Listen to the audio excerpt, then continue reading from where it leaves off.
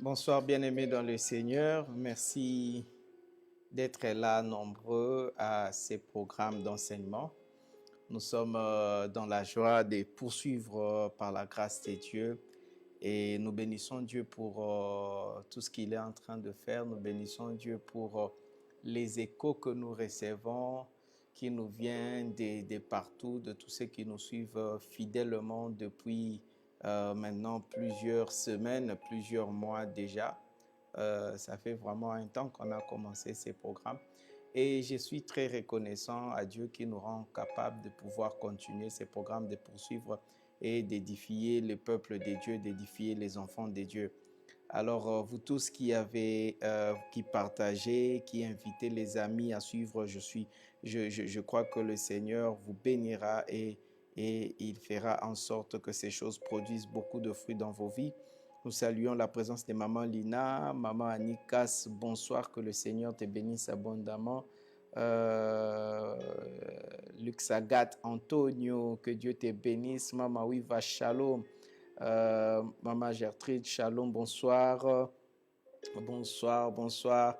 Daninjibou, sois les bienvenus à ces programmes. Aujourd'hui, nous allons parler d'Armageddon. Je crois que c'est un terme que vous avez déjà entendu parler et peut-être vous vous posez beaucoup de questions sur ça. Armageddon, qu'est-ce que c'est là? Aujourd'hui, je vais expliquer Armageddon et je vais expliquer la guerre d'Armageddon et vous allez comprendre. Nous sommes en train d'avancer lentement mais sûrement déjà vers la fin de l'étude du livre d'Apocalypse. Et je crois que par la grâce de Dieu, cela vous édifie et vous permet de comprendre un peu de choses qui vous semblaient mystérieuses. Alors, avant que nous touchions notre sujet, veuillez partager la vidéo. Rassurez-vous que vous avez partagé la vidéo. En somme, c'est que quand la réalité, c'est que en suivant ces programmes, vous vous rendez compte que l'interprétation biblique, comment dire, nécessite l'inspiration du Saint-Esprit. Et non seulement cela, une fois le Saint-Esprit inspire et donne la connaissance, même les choses qui semblaient mystérieuses deviennent claires. Et de telle sorte que le livre d'Apocalypse, comme je l'ai dit souvent dans ces programmes, est un livre qui semble beaucoup, comment dire, qui semblait beaucoup mystérieux, mais je crois que toutes les personnes qui ont suivi attentivement ces programmes, qui ont suivi leçon après leçon, ont compris que toutes ces choses-là ne sont pas si compliquées que cela, mais ça demande simplement d'ouvrir l'oreille, ça demande simplement d'être sensible à la voix du Saint-Esprit pour saisir les leçons qui y sont. Alors nous allons prier avant de prendre notre sujet. Seigneur, je prie pour ce soir, permets-nous de saisir la vérité de ta parole et qu'elle nous nourrisse et qu'elle nous éclaire et que nous en recevions la sagesse et l'intelligence au nom de Jésus. Amen. Alors, bien-aimés dans les Seigneurs, comme je le disais, nous sommes en train de parler d'Armageddon. Armageddon, partagez la vidéo parce qu'aujourd'hui, vous allez saisir une des vérités fondamentales qui va nous introduire à un autre niveau de notre enseignement. Partagez, invitez les amis à se joindre à nous afin que nous puissions continuer notre programme. Alors, Apocalypse, la guerre d'Armageddon se situe où? Nous allons étudier Apocalypse 19, 11 à 21. Apocalypse 19, 11 à 21. La guerre d'Armageddon se trouve dans cette portion-là. Mais en lisant les livres d'Apocalypse, il n'y a qu'un texte où on parle de ces noms d'Armageddon. C'est dans Apocalypse 16, 16 où on parle de l'Armageddon, ces lieux qu'on appelle en hébreu Armageddon. Nous allons prendre le temps d'expliquer cela, nous allons prendre le temps de décrire cela. Mais avant cela, nous allons lire, nous sommes dans le chapitre 19 d'Apocalypse, à partir du verset 11. Je commence. Puis je vis le ciel ouvert, et voici parut un cheval, c'est lui qui l'est monté, s'appelle fidèle et véritable, et il juge et combat avec justice. Ici, on le présente comme il s'appelle fidèle, le véritable, il juge et combat avec justice. Et quand on l'appelle fidèle et véritable, parce qu'il accomplit parfaitement la volonté de Dieu. C'est pourquoi on l'appelle fidèle. Il accomplit parfaitement la volonté de Dieu. Il est fidèle dans la parole de Dieu. Il accomplit la parole de Dieu telle que Dieu l'a déclarée.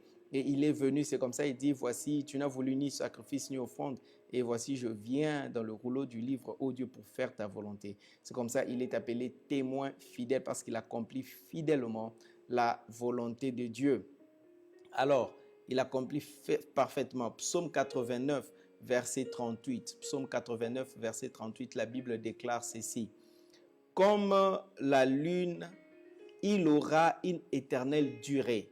Le témoin qui est dans le ciel est fidèle. Le témoin qui est dans le ciel est fidèle. Il est le témoin fidèle parce qu'il accomplit fidèlement la volonté de Dieu. Celui qui a vu le Christ a vu le Père. Nous avons parlé de ça durant notre programme. Nous devons donc être semblables à lui car il le veut. C'est pour cela qu'il est mort, afin que nous soyons semblables à lui. Et donc, si être semblable à Christ veut aussi dire être fidèle comme lui, il est fidèle. C'est-à-dire, nous devons refléter son image, nous devons faire parfaitement sa volonté. Et la volonté de Dieu commence par les témoignages de Christ. La volonté de Dieu, je le répète, commence par les témoignages de Christ. Parce que c'est la volonté de Dieu que tout homme soit sauvé. Et lorsque tu te mets en ordre de bataille pour accomplir cette volonté de Dieu, c'est-à-dire amener les hommes à être sauvés, tu es en train d'accomplir la volonté de Dieu. Nous devons être semblables à lui, c'est-à-dire fidèles. Donc, si nous voulons être instruments de Dieu pour la bénédiction des nations, nous devons chercher à être fidèles à la mission que Dieu nous a donnée, accomplir la mission que Dieu nous a donnée. La fidélité est un élément clé pour être utilisé par Dieu. Si tu n'es pas fidèle, sache-le que tu ne seras pas utilisé par Dieu. C'est les critères principaux pour être un instrument de Dieu. La fidélité. Tout celui qui n'est pas fidèle avec Dieu, il ne peut pas marcher avec Dieu. La fidélité est la condition sans laquelle Dieu ne peut pas marcher avec toi. Vous comprenez un peu? Et c'est comme ça, Dieu déclare que celui qui est fidèle dans les petites choses, il le sera aussi dans les grandes choses. Donc, il est impossible de marcher avec Dieu et sans être fidèle. C'est pourquoi Paul, parlant à Timothée, il lui dit ce qui suit. 2 Timothée 2.2. Il déclare, il dit, « Et ce que tu as entendu de moi en présence de beaucoup de témoins, confie-le à des personnes, à des hommes fidèles, qui soient capables de l'enseigner aussi aux autres. » Voyez la condition pour que Dieu te communique de grâce. Beaucoup de gens vont dans des montagnes prier le Seigneur. Dire, Seigneur, utilise-moi. Seigneur, je veux que tu m'utilises. Seigneur, Seigneur. Ils passent le temps dans la prière, mais la condition pour que Dieu t'utilise, la condition pour que tu sois l'instrument de Dieu, ce n'est pas autre chose que la fidélité. C'est pourquoi il dit confie-les aux hommes fidèles. Donc, sache-le à partir d'aujourd'hui. Dieu communique, confie des responsabilités à ceux qui sont fidèles. Dieu communique de grâce à ceux qui sont fidèles.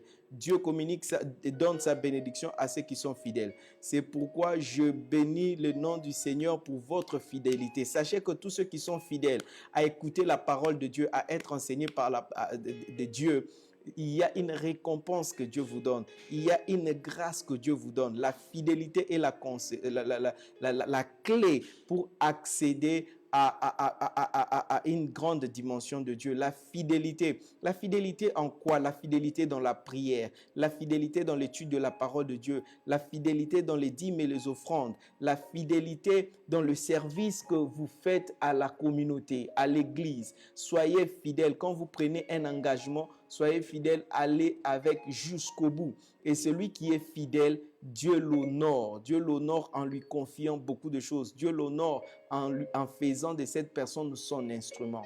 C'est pourquoi je m'efforce à être fidèle. Fidèle à ce que Dieu m'a demandé de faire. fidèle à l'enseignement, j'enseigne avec fidélité. Je suis là chaque jour à étudier la parole de Dieu, à épuiser pour être fidèle à la mission que Dieu m'a donnée. Et je sais qu'à cause de ma fidélité, le Seigneur me confiera plus grand. Et Jésus-Christ a reçu le trône qui est l'effet de tout le trône à cause de la fidélité. Bien-aimé, la fidélité est une grande chose, un héritage à léguer aussi aux enfants. Mais pour léguer cela aux enfants, vous-même, vous devez être un exemple en fidélité. Un exemple en fidélité. Vous devez être fidèle. Alors, il est aussi le véritable. C'est pourquoi 1 Jean 5,20. 1 Jean 5,20, la Bible dit ceci, on l'appelle fidèle, mais on l'appelle aussi le véritable. 1 Jean 5,20, la Bible dit, nous savons aussi que le Fils de Dieu est venu et qu'il nous a donné l'intelligence pour connaître. Il nous a donné l'intelligence pour connaître. Il dit, et nous sommes dans les véritables en son Fils Jésus-Christ. C'est lui qui est le Dieu véritable et la vie éternelle. Donc Jésus-Christ est le véritable. Et l'une des qualités d'un enfant de Dieu, c'est d'être véritable et d'être dans le véritable. Une fois que tu es dans le véritable, tu es véritable. C'est-à-dire quoi? C'est-à-dire que les gens trouvent en toi du vrai. Les gens trouveront en toi de l'authentique. Lorsque tu parles, les gens trouveront l'authenticité. Lorsque tu déclares des choses, les gens te feront confiance. Vous savez, quand vous êtes véritable, hein, les gens vous feront confiance. Il y a quelqu'un qui viendra, il ne sait pas pourquoi il te fait confiance, mais il sent qu'il doit te faire confiance. Même un étranger. Tu te retrouveras peut-être dans une entreprise, mais le propriétaire de l'entreprise te confie des responsabilités sensibles, te confie à gérer des choses sensibles, il te fait confiance. Alors que peut-être qu'il ne t'a pas connu, qu'il ne te connaît pas vraiment, mais il sent qu'il doit te faire confiance. Quand on est véritable, quand on est dans le vrai, ça inspire confiance autour de nous. C'est comme ça.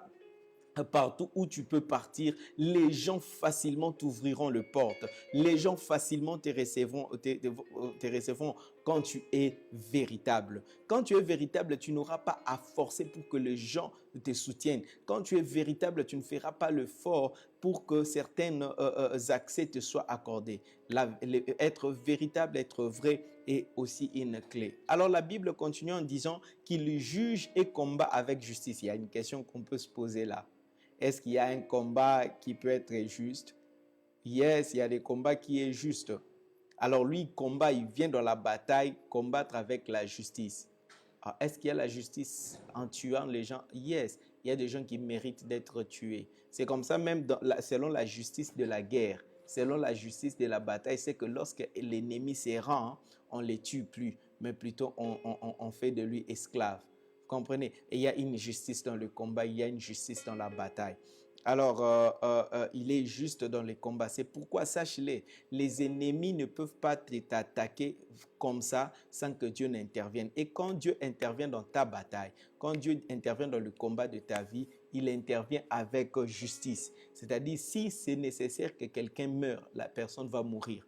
Et si ce n'est pas nécessaire, la personne ne va pas mourir. C'est comme ça, quand les gens te combattent, il faut être prêt à accepter tout ce que Dieu va faire quand tu demandes l'intervention de Dieu dans le combat de ta vie. Parce que les combats de ta vie peuvent nécessiter la mort de personnes qui te sont proches. Vous comprenez? Alors, tu dois être prêt parce que lui combat avec justice. Quand il vient et que dans ta vie, il y a des ennemis qui s'élèvent contre toi, qui te combattent, peut-être les combats peuvent venir de membres de ta famille qui sont en train de te combattre alors que toi, tu t'agenouilles devant le Seigneur, tu demandes à Dieu d'intervenir dans ton combat. Lorsqu'il intervient, il combat avec justice. Ce qui fait que sa justice peut faire en sorte que l'ennemi, quand il refuse de se rendre, il peut le tuer. C'est comme ça que quelqu'un peut perdre les membres de sa famille, quelqu'un peut perdre les personnes qui sont proches. Dieu tue.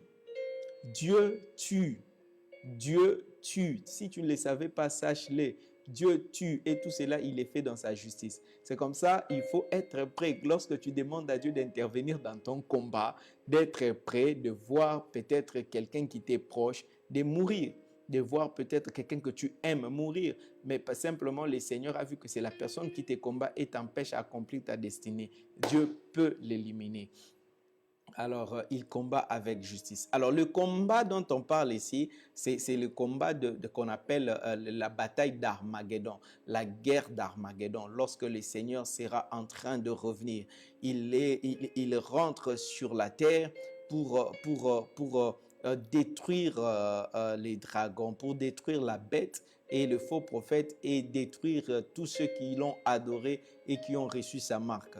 Et cette bataille-là se fera dans ces lieux qu'on appelle Armageddon. Nous lisons Apocalypse 16, 13 à 14 et puis nous lisons le verset 16. C'est là qu'on parle de comment les hommes seront en train de se préparer pour combattre contre Dieu. Je veux lire Apocalypse 16, 13 à 14 et puis le verset 16.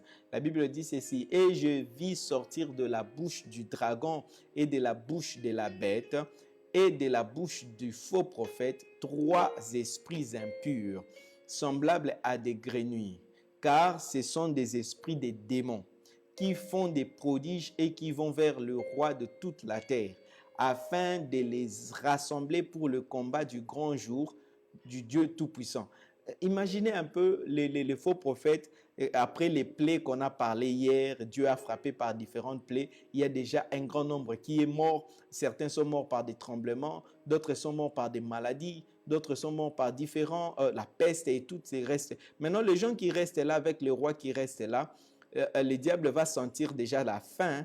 Il va se dire, ok, réunissons-nous pour combattre contre Dieu. Je me demande quelle folie. Ils vont vraiment quoi réunir les hommes, combattre contre Christ qui revient sur les nuées, assis sur le cheval blanc.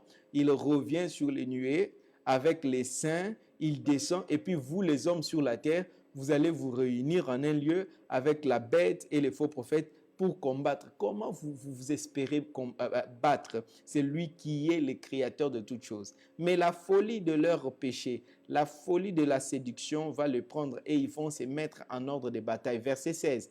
Ils les rassemblèrent dans les lieux appelés en hébreu Armageddon.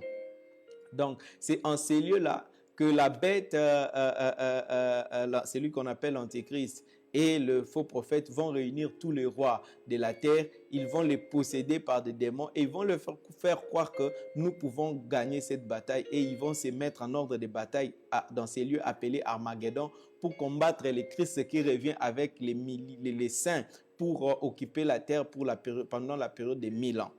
Alors, Armageddon est cité une seule fois, comme je l'avais dit en introduction. Le mot Armageddon est cité une seule fois dans la Bible, ici dans Apocalypse 16, 16.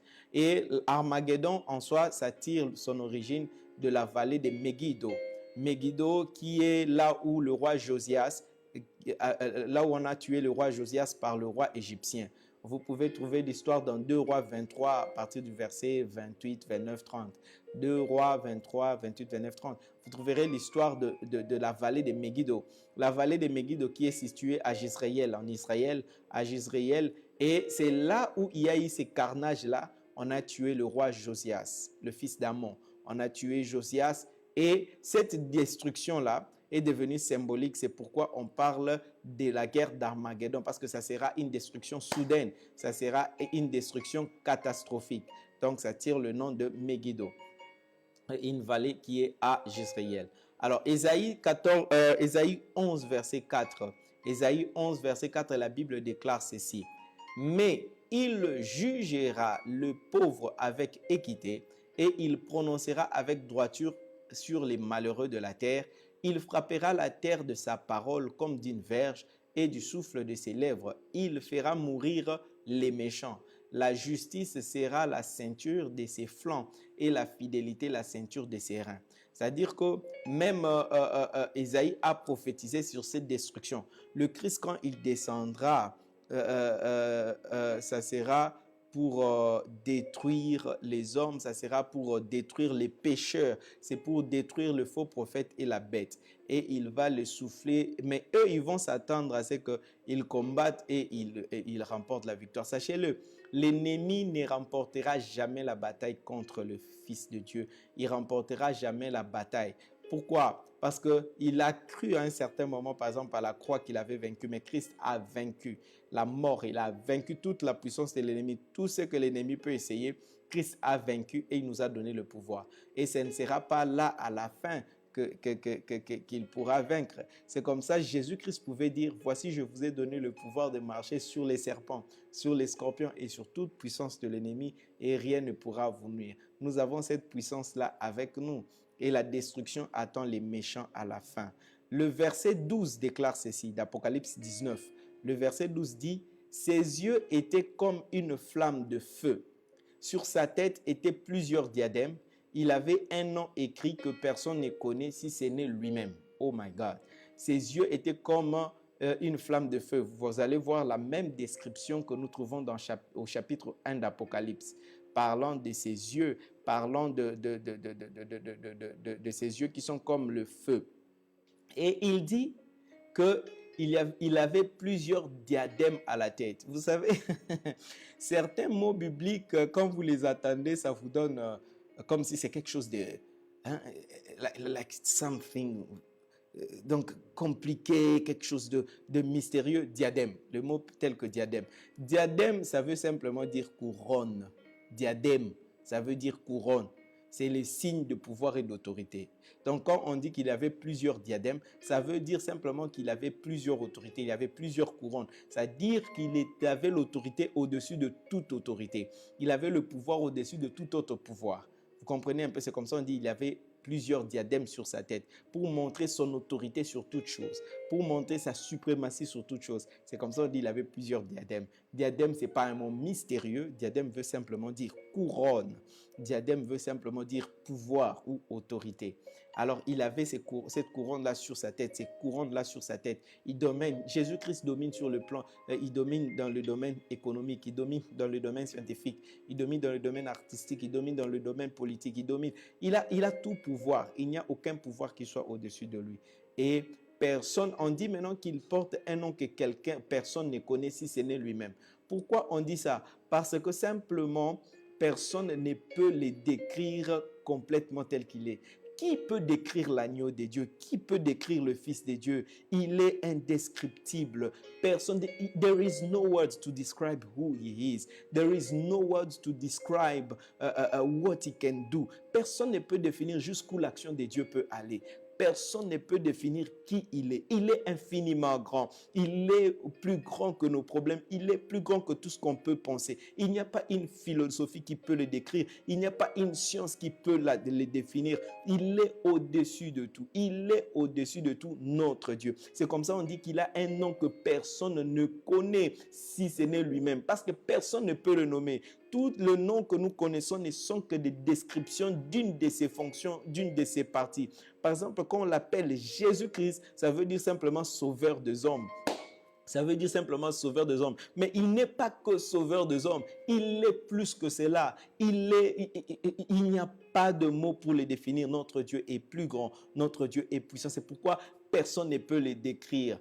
Quand vous essayez de décrire, vous allez passer toute la vie, mais vous n'allez pas finir. Vous n'allez pas finir de les définir. Quand vous lisez depuis le commencement jusqu'à la fin, les hommes l'ont appelé, chacun suivant la révélation qu'il a reçue. Il est le commencement et la fin, l'alpha et l'oméga.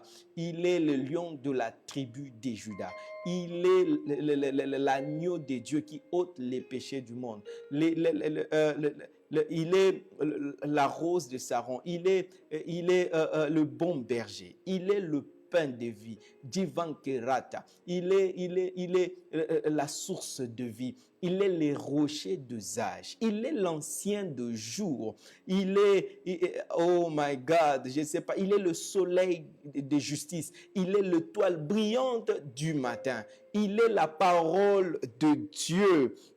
Notre Dieu est infini. Il n'y a pas un mot qui peut le définir. C'est pourquoi on dit il a un nom que personne ne connaît si ce n'est lui-même. Parce que lui-même connaît qui il est. Lui-même peut définir qui il est. Il est tout ce que l'homme peut penser et au-delà. Le verset 13 dit ceci. Et il était revêtu d'un vêtement teint de sang. Son nom est la parole de Dieu. Il était revêtu d'un vêtement teint de sang. Son nom est la parole de Dieu. C'est ce que il est la parole de Dieu. La parole de Dieu faite chair. La parole de Dieu faite chair. Ésaïe 63, 1 le dit. Quand on parle d'un habit teint de sang, Ésaïe 63, 1 le dit. Qui est celui-ci qui vient d'Édom, des Botsra, en vêtements rouges, en habit éclatant et se redressant avec fierté dans la plénitude de sa force. C'est moi qui ai promis le salut, qui est le pouvoir de délivrer. Il est la parole de Dieu. C'est par son sang, il porte un habit rouge. C'est par son sang que nous sommes sauvés. La Bible déclare, sans effusion de sang, il n'y a pas rémission des péchés. Et si nous avons été pardonnés, c'est parce que lui, il a versé son sang. C'est pourquoi il porte un habit teint de sang. Et son nom, c'est la parole de Dieu. Jean, chapitre 1, verset 1, la Bible dit quoi? Au commencement était la parole. La parole était avec Dieu et la parole était Dieu. Elle était au commencement avec Dieu. Et tout ce qui a été fait par elle. Rien de ce qui n'a été fait sans elle. Il était au commencement avec Dieu et il est Dieu. Il est la parole de Dieu.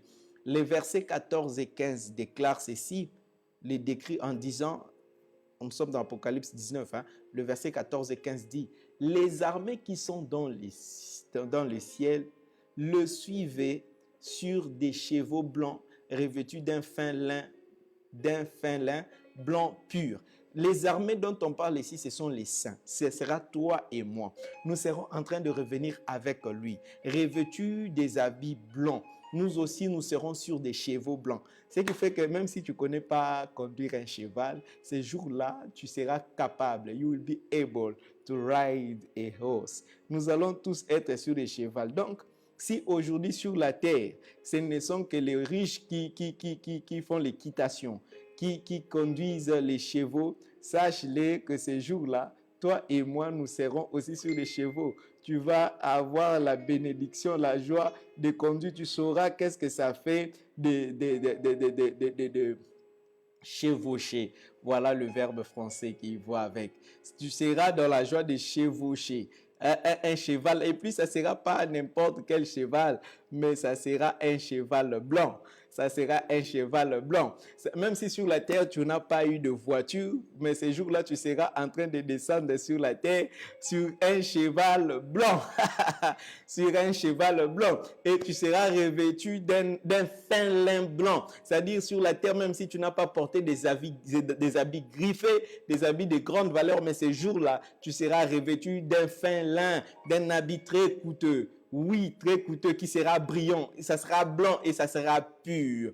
Donc, nous serons en train de descendre avec lui. Nous serons en train de descendre avec le Seigneur Jésus-Christ. Lui-même debout, nous descendons. J'imagine un peu, c'est comme dans le cinéma. Ce sera une scène extraordinaire. Et les hommes sur la terre seront réunis en train d'attendre pour nous combattre. Nous serons là en train de descendre sur nos chevaux. J'imagine, j'aimerais déjà qu'on arrive ces jours-là. Ça sera intéressant. Je te vois sur ton cheval, tu me vois sur mon cheval. En habit blanc, nous sommes en train de descendre sur la terre. Oh, ça sera merveilleux. Et le verset 15 dit, « De sa bouche sortait une épée aiguë pour frapper les nations, il les pètera avec une verge de fer et foulera la cuve du vin et de l'ardente colère du Dieu Tout-Puissant. » L'épée, sa parole, il vient juger les hommes avec sa parole. Alors, la venue du Fils de Dieu avec les saints a été annoncée déjà par Enoch avant le déluge. Vous savez, c'est retour de Jésus-Christ avec les saints sur le cheval. Enoch a annoncé ça. Est-ce que vous pouvez imaginer que déjà nous sommes là, il est 7e après Adam. Nous sommes au commencement, là où l'homme a péché. Noé n'est pas né, Abraham n'est pas encore venu. Le monde, c'est-à-dire au début déjà, on prophétise les retours de Christ. S'il y a quelque chose pour laquelle tu dois être sûr et certain, c'est le retour de Christ. D'autres prophéties peuvent rater, mais le retour de Christ ne ratera pas. Le règne de Christ avec le Saint pour établir les millénaires ne ratera pas. L'enlèvement ne ratera pas. Écoutez la prophétie. Nous sommes dans Jude 14. Jude, il n'a qu'un seul chapitre. Jude 14 à 15. Jude, ouvre avec moi Jude 14 pour entendre la prophétie d'Enoch. Jude 14 à 15. Et Jude est en train de nous dire ce que Enoch a prophétisé concernant les retours de Jésus-Christ avec les saints. Jude 14 à 15. Je lis pour nous. C'est aussi pour eux qu'Enoch, le 7e depuis Adam, qu'Enoch, Le septième depuis Adam a prophétisé en ces termes. C'est Enoch qui a prophétisé. Et Jude a lu cela dans les livres d'Enoch. Et Jude dit, Enoch a prophétisé en ces termes. Voici le Seigneur est venu avec ses saints myriades. Avec ses saintes myriades. Voici le Seigneur est venu avec ses saintes myriades. Verset 15. Pour exercer un jugement contre tous et pour faire rendre compte à tous les impies parmi eux de tous les actes d'impiété qu'ils ont commis et de toutes les paroles injurieuses qu'ont proférées contre lui les pécheurs, des pécheurs impies. Donc, Enoch a prophétisé sur ces retours de Christ avec le saint sur le cheval pour juger les impies. Ceux-là qui ont prononcé des paroles blasphématoires contre lui, ceux-là qui ont refusé de croire au Fils de Dieu. Il descend, Enoch a prophétisé. Donc, pour vous montrer à quand remonte la prophétie qui parle de l'enlèvement de l'Église et du retour de saints pour s'installer dans les millénaires. Donc, c'est une prophétie qui date depuis les origines et de telle sorte que c'est une prophétie qui ne ratera pas. Même si elle tarde, nous l'attendons avec assurance. On peut prophétiser pour moi que je veux construire une maison. Même si cela n'arrive pas, je ne peux pas beaucoup me déranger. On peut prophétiser qu'en 2020, tu auras ça, ça, ça, ça. Même si ça rate, je peux douter. Mais il y a une prophétie dont je suis sûr et certain, dont je ne doute même pas un tout petit peu. C'est le retour de Jésus-Christ et notre retour avec lui sur des chevaux blancs. Je serai en train de chevaucher mon cheval blanc. Oh my God. Ça ne va pas rater. Ça remonte de très loin, cette prophétie. Et quand tu parcours toute la Bible, tu trouves cette prophétie relayée par différents prophètes. Et déjà dans Apocalypse 1:7, la Bible dit ceci. Déjà quand Jésus rencontre Jean, dans Apocalypse 1, verset 7, il dit, « Voici, il vient avec les nuées, et tout œil les verra, même ceux qui l'ont percé. Et toutes les tribus de la terre se lamenteront à cause de lui. » Oui, amen. Ils seront en train de se lamenter parce que nous serons en train de rentrer pour le juger. Et tout œil verra. Ah, tout œil verra. Tout œil le verra. Tout œil le verra. Et nous serons en train de revenir avec lui. Le verset 16, la Bible déclare ceci, Apocalypse 19, 16. « Il avait sur son vêtement et sur sa cuisse un nom écrit « Roi de rois et Seigneur de seigneurs ». Il avait sur son vêtement et sur sa cuisse un nom écrit « Roi de rois et Seigneur de seigneurs ». Roi de rois et Seigneur de seigneurs. Roi de rois et Seigneur de seigneurs. Jean a vu ce qui était écrit sur la cuisse du Seigneur parce que Jean était devenu intime avec le Seigneur. Parce que Jean, c'est le signe que Dieu l'a fait entrer dans son intimité. Bien-aimé, lorsque Dieu te fait entrer dans son intimité, tu verras ce que les autres ne peuvent pas voir de son identité. Tu découvriras les choses de Dieu que les autres n'ont pas découvert. Parce que tout ce que tu as entendu de Dieu, c'est pas tout ce qu'il est. Tout ce que tu as entendu de Dieu, c'est pas tout ce qu'il sait faire. Tu peux découvrir plus, au-delà de ce que les hommes t'ont dit, au-delà de ce que tu as lu, au-delà de ces choses-là. Mais c'est lorsque tu deviens intime avec le Seigneur, lorsque tu t'approches de lui, lorsque tu vis en intimité avec le Seigneur, il va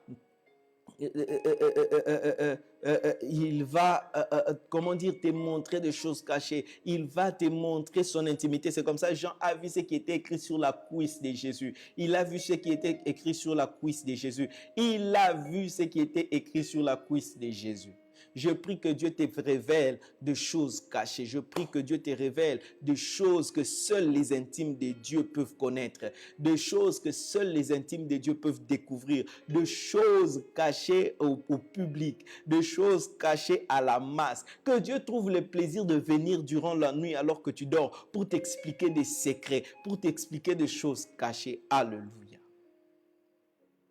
Alléluia. Je me rappelle encore quand j'étais adolescent, j'ai prié de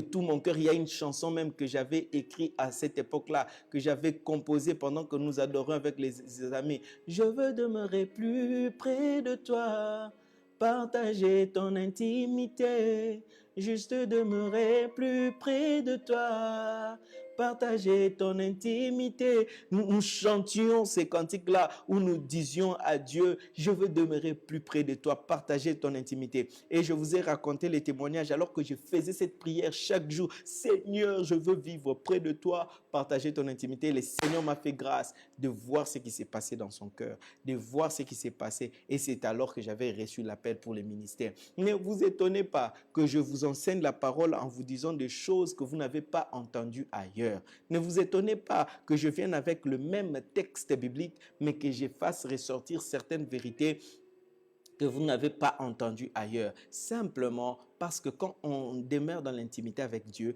Dieu t'ouvre certaines vérités. Dieu t'amène dans son intimité pour t'expliquer. Il peut te ramener dans des visions. Imaginez que Dieu, Jésus-Christ te prend. Il t'amène en esprit à l'époque où il était sur la terre. Il se promène avec toi, un peu comme Superbook. Hein? Un peu comme Superbook. Vous voyez comme l'histoire de Superbook, comment les enfants là rentraient dans... Dieu est capable de faire de toi, de te faire vivre l'histoire de Superbook. Il te prend aujourd'hui, il te ramène dans le passé pour juste assister à une scène que tu lis dans la Bible, mais tu ne saisis pas certains détails. Dieu peut te ramener. Tu vois comment est-ce que Abraham a reçu les anges. Dieu peut te ramener. Tu vas voir qu'est-ce qui s'est passé quand les enfants d'Israël traversaient la mer. Toi aussi, tu seras là comme Gizmo et ces enfants-là. Tu traverses la mer avec eux.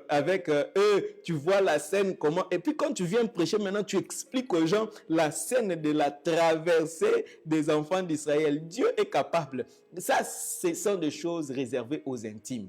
Dieu le fait vivre à ceux qui demeurent avec lui dans l'intimité. Il te fera vivre l'histoire de Superbook. Alléluia. Je me rappelle une fois, j'étais en mission en Inde, j'ai prié, le Seigneur m'a pris et il m'a ramené à Gethsemane pour voir comment la scène s'est passée. I was like, wow! Je voyais la scène de Gethsemane et comment il s'est agenouillé pour prier. Et puis, qu'est-ce qui s'est passé réellement dans son cœur? Il m'a expliqué des choses et j'ai vu. C'est comme ça, quand je parle de ça, j'ai saisi la réalité. Quand tu demeures à l'intimité avec Dieu, il peut te faire vivre des choses juste pour te faire plaisir, juste pour te faire du bien. Vous savez, quand tu es intime avec quelqu'un, il trouve plaisir à partager avec toi des secrets.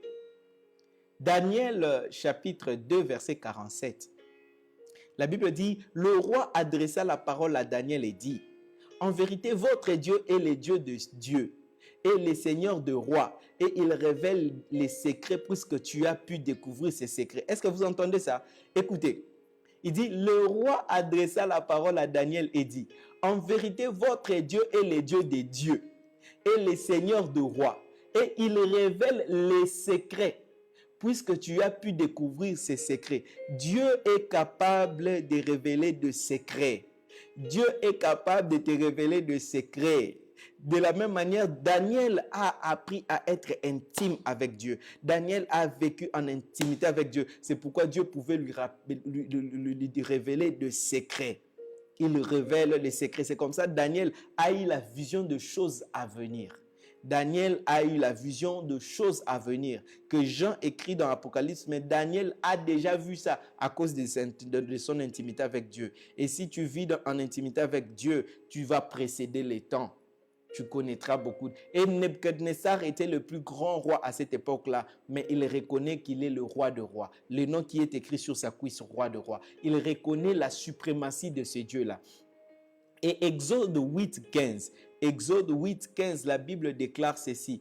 Et les magiciens dirent à Pharaon, c'est le doigt de Dieu. Ça, c'est le doigt de Dieu. Les magiciens dirent à Pharaon, ça, c'est le doigt de Dieu. Imaginez toutes les plaies qui ont frappé en Égypte. Toutes les merveilles que Dieu a fait en Égypte, ce n'était que le doigt de Dieu.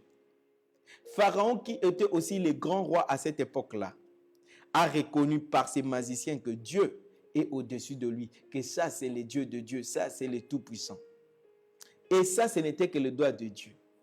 Maintenant, imaginez au retour de Christ, ce que le Christ va faire sur les pécheurs ne sera pas que le doigt de Dieu, mais ça sera tout Dieu dans toute sa plénitude, il viendra pour juger. C'était son doigt qui a jugé Égypte, mais à la fin, lorsque nous reviendrons avec lui, ça ne sera pas que le doigt, c'est toute sa personne, il viendra avec le jugement. C'est pourquoi personne ne saura résister devant cette grande puissance.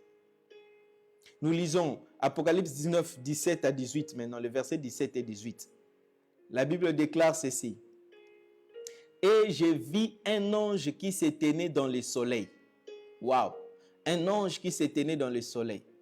Et il cria d'une voix forte, disant à tous les oiseaux qui volaient par les milieux du ciel, venez rassembler-vous pour le grand festin de Dieu, afin de manger la chair des chefs militaires, la chair des puissants, la chair des chevaux et ceux qui les montent, la chair de tous, libres et esclaves, petits et grands. C'est-à-dire quand Jésus-Christ sera en train de descendre, il va juger les hommes avec brutalité. C'est comme ça l'ange dit déjà aux oiseaux. Vous savez, quand on parle des oiseaux consommer la chair, c'est une grande malédiction. C'est comme ça la bataille de David avec Goliath. Goliath lui a dit quoi? Je donnerai ta chair à manger aux oiseaux. C'est-à-dire, quand on dit ça, c'est une forte malédiction, une forte destruction. Et c'est comme ça, l'ange dit, il appelle déjà les oiseaux pour manger la chair de tous les hommes parce que Dieu venait pour les détruire et pour les tuer. Nous lisons Ézéchiel 39, 17 à 21. Ézéchiel 39, 17 à 21, la Bible déclare ceci. Ézéchiel 39, 17 à 21. Et toi, fils de l'homme, ainsi parle le Seigneur. L'Éternel dit aux oiseaux, à tout ce qui a des ailes et à toutes les bêtes des champs, réunissez-vous, venez, rassemblez-vous de toutes parts pour le sacrifice ou j'immole pour vous des victimes, grand sacrifice sur des montagnes d'Israël. Vous mangerez de la chair et vous boirez du sang. Vous mangerez la chair des héros et vous boirez le sang des princes de la terre. Bélier, agneau, bouc, taureau, engraissés sur les bassons. Vous mangerez de la graisse jusqu'à vous en rassasier. Et vous boirez du sang jusqu'à vous enivrer. Et à ces festins de victimes que j'immolerai pour vous, vous vous rassasierez à ma table de la chair des chevaux et des cavaliers, de la chair des héros et de tous les hommes de guerre, dit le Seigneur l'Éternel. Je manifesterai ma gloire parmi les nations et toutes les nations verront le jugement que j'exercerai et les châtiments dont ma main le frappera. Dans ma main le frappera. Donc ici, nous voyons les jugements être préparés et l'ange donne l'invitation aux oiseaux du ciel pour venir. Nous lisons maintenant le verset 19 et 21 d'Apocalypse 19. La Bible dit ceci. Et j'ai vu la bête et le roi de la terre. Ils se sont réunis là à ces lieux appelés Armageddon. Maintenant, Jean voit la scène, parce que Jean est intime avec le Seigneur lui fait voir la scène. Jean voit la scène et écoutez ce que Jean est en train de déclarer. Il dit ceci. Et j'ai vu la bête et le roi de la terre et leurs armées rassemblées pour faire la guerre à celui qui était assis sur le cheval et à son armée. Chaque fois que je lis ça, je réfléchis. Comment le diable les a séduits jusqu'à ce point? Maintenant, la question est de savoir ceci. Pendant ce temps, où est Satan? Parce que dans cette bataille ici, il n'y a que la bête et le faux prophète avec les armées de la terre, tout le roi, les hommes, ils se réunissent pour se battre à Armageddon, pour se battre contre le Christ qui descend avec les saints. Mais où est Satan? Satan n'est même pas là. Parce qu'il savait, il a séduit, il les a envoyés, il les a fait croire que vous pouvez battre l'agneau de Dieu avec les saints. Ils se réunissent là en ordre de bataille. Pendant ce temps, le diable est quelque part assis en train de siroter son jus. Il s'est bien moqué d'eux. C'est pourquoi, mon frère, ne t'amuse pas avec le diable. Tout ce que le diable peut te donner, il sera en train de se moquer. Ça va t'amener aux ruines. Écoutez maintenant le verset 20. Et la bête fut prise. C'est-à-dire, il n'y a même pas eu bataille. Ils s'étaient réunis là en ordre de bataille pour se battre contre l'agneau et les saints qui sont en train de venir sur la terre. Mais il n'y a même pas eu bataille parce qu'il n'y a pas de match. Parce que ici, à la fin, quand Christ descend avec les saints, il descend non pas son doigt comme cela était en Égypte où comment dire, les magiciens d'Égypte pouvaient répliquer. Moïse fait ceci et ici il fait. Non, ça c'était le doigt. Mais ici, c'est lui-même qui descend complètement. De telle sorte qu'il n'y a même pas eu bataille. Écoutez ce que la Bible dit au verset 20. Et la bête fut prise. Donc, elle a été prise comme ça. Pam, on les prend.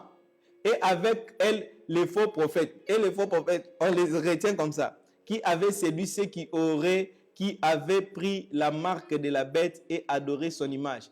Ils furent tous les deux jetés vivants dans les temps ardents de feu et de soufre.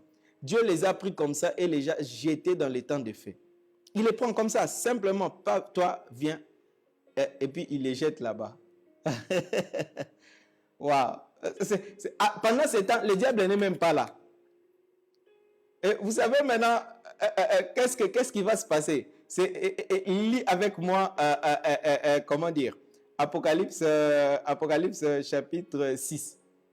Apocalypse chapitre 6, le dernier verset. Lorsque la bête est prise, et avec le faux prophète jeté maintenant dans le feu, écoute ce que les hommes vont faire. Verset 15. Le roi de Apocalypse 6, 15 jusqu'à 17. Le roi de la terre, les grands, les chefs militaires, les riches, les puissants, tous les esclaves et les hommes libres se cachèrent dans les cavernes et dans les rochers des montagnes. Quand ils ont vu que les commandants de leur guerre, les commandants de leur armée, la bête et les faux prophètes, on les prend comme sapin et puis on les jette là-bas en enfer. Les rois, la Bible dit, verset 15, Apocalypse 6, 15, le roi de la terre, les grands, les chefs militaires, les riches, les puissants, tous les esclaves et les hommes libres se cachèrent dans les cavernes et dans les rochers des montagnes. Et ils disaient aux montagnes et aux rochers, tombez sur nous et cachez-nous devant la face de celui qui est assis sur le trône et devant la colère de l'agneau. Le grand jour de sa colère est venu et qui peut subsister? Qui peut subsister? Verset 17. Qui peut subsister? Donc là, ils se sont rendus compte que ils vont se cacher dans les montagnes. Ils vont dire que les montagnes tombent sur nous. Vous comprenez un peu? Lisons Daniel. Daniel qui était un intime de Dieu, il a vu aussi la même scène. Il le dit dans Daniel 7, 10 à 12. Daniel chapitre 7, 10 à 12. Daniel voit la même scène. Bien-aimé, si tu es intime avec Dieu, Dieu va te révéler des choses à venir. Il dit ceci. Un fleuve de feu coulait et sortait de devant lui. 1000 milliers le servaient et 10 000 millions se tenaient en sa présence, c'est-à-dire les saints qui viennent avec lui. Les juges s'assirent et les livres furent ouverts. J'ai regardé alors à cause des paroles arrogantes que prononçait la corne. Et tandis que j'ai regardé, l'animal fut tué et son corps fut anéanti, livré au feu pour être brûlé. Donc on a pris la bête et les faux prophètes, on les a jetés au feu. Verset 12. Les autres animaux furent dépouillés de leur puissance, mais une prolongation de vie leur fut accordée jusqu'à un certain temps. Ok. Qu'est-ce que le verset 12 signifie? Les autres animaux. Quand on parle des autres animaux, de qui parle-t-on? On est en train de parler des autres démons, des autres esprits mauvais. Ils ont été dépouillés de leur puissance, mais une prolongation de vie leur fut accordée jusqu'à un certain temps. La prolongation de vie là a été aussi accordée à Satan. Rentrons dans Apocalypse 19 pour le voir. Parce que lorsque les faux prophètes est jeté dans le feu avec l'antichrist, le diable n'est même pas dans cette bataille. Il est quelque part en train de se reposer, en train de se dire, aïe, bilia kinga bikoki. Ce qui m'avait mangé, ça suffit. Et lui, il est quelque part. Pendant que les deux ici sont jetés dans le feu, mais il y a une partie des démons avec le diable à qui on laisse quand même le temps de faire quelque chose. Et ça, nous voyons cela au chapitre 20. Ouvre avec moi Apocalypse 20, le verset 1 et le verset 1 à 3. Apocalypse 21 à 3. Écoutez ce que la Bible dit. excusez, puis je vis descendre du ciel un ange qui avait la clé de l'abîme et une grande chaîne dans sa main. C'est-à-dire, lorsque le diable est jeté dans, disons, la bête et les faux prophètes sont jetés en enfer, les diables et les autres démons sont simplement dépouillés, mais on leur laisse un temps. Alors, l'ange descend du ciel, écoutez, puis j'ai vu descendre du ciel un ange qui avait la clé de l'abîme et une grande chaîne dans sa main. Il saisit les dragons, les serpents anciens, qui est le diable et Satan, et il les lia pour 1000 ans. Il les jeta dans l'abîme, ferma et scella l'entrée au-dessus de lui, afin qu'il ne séduisit pas les nations, plus les nations, jusqu'à ce que les 1000 ans fussent accomplis. Après cela, il faut qu'il soit délié pour un peu de temps. C'est-à-dire, moi, je croyais que les diables, quand à la fin, là, il y aura une bataille. Non, non, on est en train de dire, un ange descend, il saisit Satan, il les saisit, et puis il les lie comme un petit enfant. Bien aimé, c'est pour vous comprendre, vous montrer la valeur du diable et la valeur de Satan. C'est-à-dire, ce ne sera même pas Jésus lui-même. Ce ne sera même pas l'agneau lui-même. Ce ne sera pas Dieu lui-même. Mais un ange, il viendra. Et puis, il va saisir Satan. Il va les lier comme un petit enfant. Et puis, il va les jeter dans l'abîme. C'est de Satan qu'on est en train de parler. C'est du diable qu'on est en train de parler. C'est lui-là qui crée la terreur au milieu des hommes. Ça sera un ange qui viendra, qui va les lier sans effort. Et lui, avec lui, un certain nombre de démons, ils vont être enfermés dans l'abîme pour un temps afin d'être relâchés après. Donc, on ne va pas d'abord les jeter en enfer. On va les mettre d'abord dans un lieu pendant 1000 ans, dans l'abîme, avec les autres hommes. Il sera lié par un ange. Est-ce que vous réalisez ça? C'est un ange qui viendra, et puis la Bible parle simplement. L'ange viendra et va les saisir. Et l'ange va les lier. Oh my God. C'est de Satan qu'on est en train de parler. Et si Satan peut être lié de cette façon-là, saisi par un ange, lié par un ange, jeté dans l'abîme par un ange, à combien plus fort qu'elle lancera des démons? Et pourquoi toi, enfant de Dieu, hier je vous avais dit, les anges nous accompagnent, les anges sont à notre service. Et comment toi tu peux avoir peur de Satan? Comment toi tu peux avoir peur des démons? Quelqu'un qui sera saisi par un ange et qui sera lié par un ange, c'est un ange qui est en train de lier Satan. Est-ce que vous réalisez ça? C'est un ange qui est en train de les lier. Non, disons merci à Dieu pour les anges avec nous. Merci Seigneur pour la victoire de la croix qui a dépouillé. Cette parole est vraie. Cette parole est vraie. Il a dépouillé les dominations. Il les a livrées publiquement en spectacle. Jésus-Christ a triomphé et il nous a donné la victoire. Frère, tu ne peux pas vivre dans la peur des sorciers. Frère, sœur, tu ne peux pas vivre dans la peur des démons. Tu ne peux pas vivre dans la peur du diable. Aie l'assurance de la victoire de Christ. Aie l'assurance de la foi. Aie l'assurance. Parce que si c'est un démon qui les liera, et c'est plutôt un ange qui les liera. Donc les mêmes anges sont aujourd'hui nos compagnons. Ils marchent avec nous. C'est pourquoi peu importe les pièges que le diable peut mettre devant toi, peu importe ce que le diable peut essayer de faire pour te détruire, il ne te détruira pas. Avec Dieu, nous sommes indestructibles. Avec Dieu, nous sommes indestructibles. C'est pourquoi il dit 1000 tomberont à ta gauche, 10 000 à ta droite. Toi, tu ne seras pas atteint. Pourquoi tu ne seras pas atteint? Parce qu'il commandera à ses anges de te porter afin que ton pied ne heurte pas contre une pierre. Toi, tu ne peux pas mourir d'une mort subite. Non, non, non, non, non, non, non. Avant ta mort, tu appelleras tes enfants, tu appelleras tes frères et tes sœurs. Tu leur diras, l'heure de mon départ est arrivée parce que le Seigneur me l'a révélé. Restez dans la paix, tu les béniras et tu mourras. Cela n'est pas seulement une histoire biblique pour un certain nombre. Non, non, non. C'est la part des enfants de Dieu de connaître le temps de leur mort, de ne pas partir comme si par surprise. Les enfants de Dieu ne partent pas par surprise. Les enfants de Dieu reçoivent la révélation de leur départ. Même si Dieu ne te dit pas les jours exacts, il te dira que le moment est arrivé. C'est comme ça l'apôtre Paul, lorsqu'il a fini, il a dit, ok, mes amis, maintenant je peux partir dans la paix. J'ai combattu le bon combat. J'ai gardé la foi. Voilà.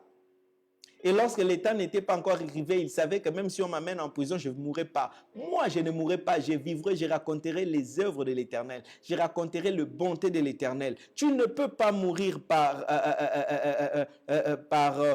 comment dire, par hasard. Hein.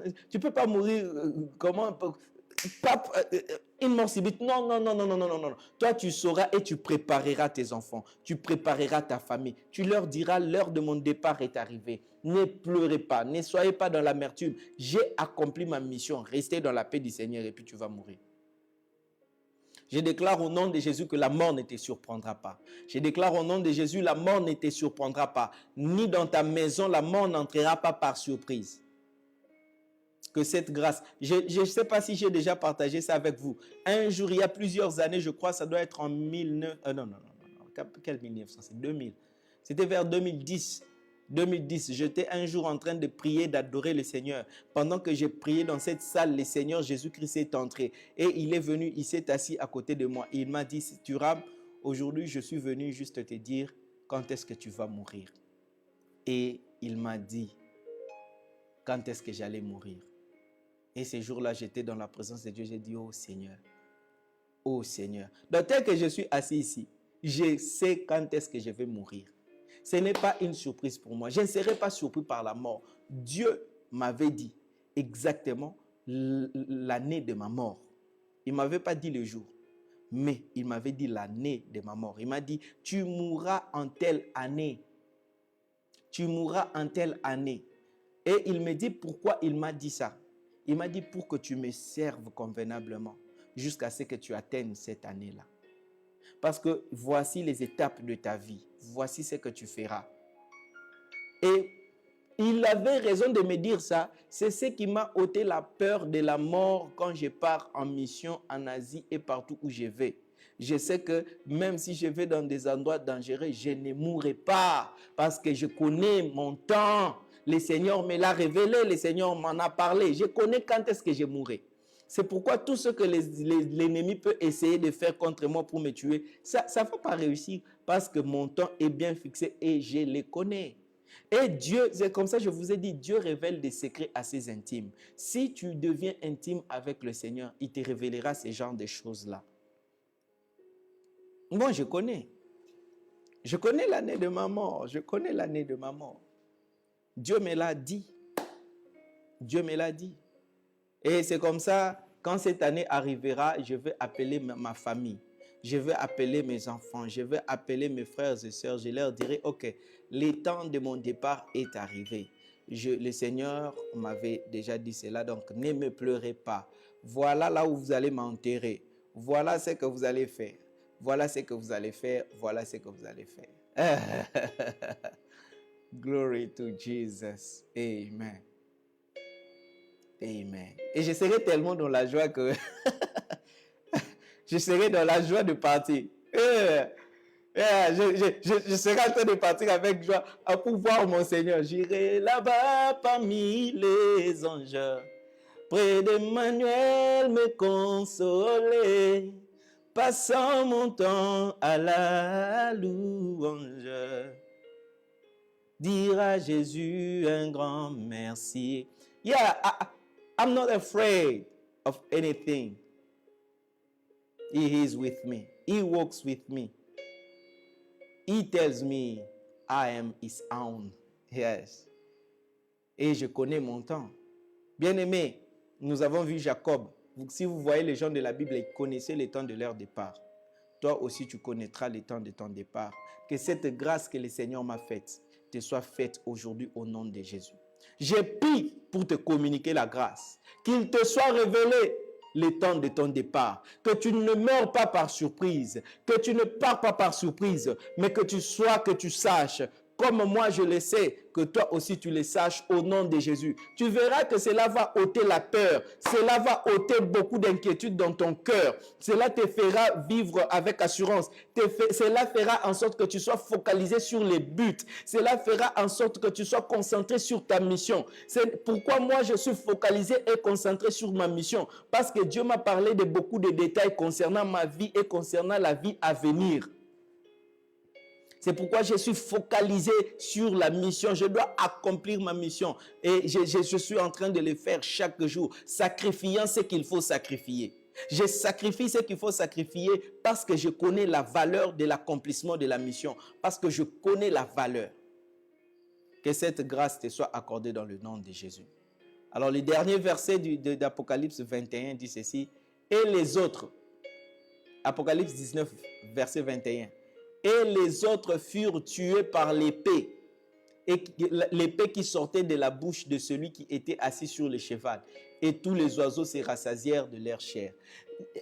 Tout ce qui, de tous les hommes qui avaient raté l'enlèvement, tous ceux qui étaient restés sur la terre et qui se sont livrés dans l'impureté avec l'antichrist et les faux prophètes, ils seront tous tués. C'est-à-dire tous les hommes seront tués. Certains seront déjà tués par les fléaux qui vont frapper avant. Mais ceux qui resteront jusqu'à ce moment-là, ils seront tués par l'épée de la parole de Dieu. Et quand ils sont tués, tous seront morts et la terre va rester sans aucun habitant. Maintenant, il y aura un nettoyage qui va se faire. Les anges vont nettoyer la terre. Les anges vont nettoyer l'atmosphère de toutes les pollutions. Ils vont ramener, les fleurs vont pousser instantanément. Dieu va planter un jardin et les hommes vont s'installer pour les règnes de 1000 ans. C'est en ce moment-là. C'est-à-dire quand il a tué tous les hommes, un ange est descendu, il a lié le diable, Satan, il l'a jeté dans l'abîme. La période des 1000 ans commence, les millénaires commencent, où nous sommes installés avec la récompense que nous avons reçue de Dieu pour régner avec lui. C'est comme ça que finira la guerre d'Armageddon. Tous les hommes meurent et leurs dépouilles sont enlevées. La terre reste, les anges nettoient la terre et les hommes maintenant viennent s'installer avec le Seigneur Jésus-Christ pour régner avec lui pendant 1000 ans. Pendant 1000 ans, c'est là les millénaires. Alors demain, nous allons parler du millénaire.